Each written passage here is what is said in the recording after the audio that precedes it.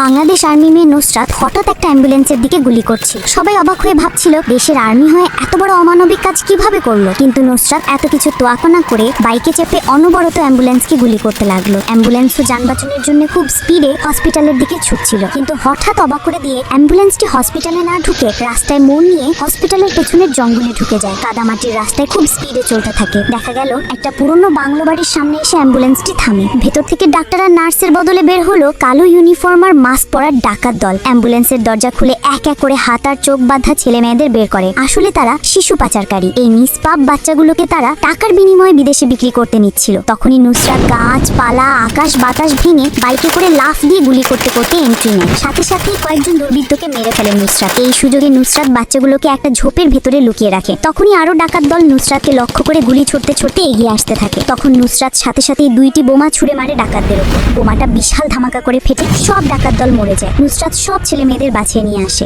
এত বড় সাহসী কাজ করার জন্য নুসরাতকে অবশ্যই লাইক আর সাবস্ক্রাইব করে যাবেন।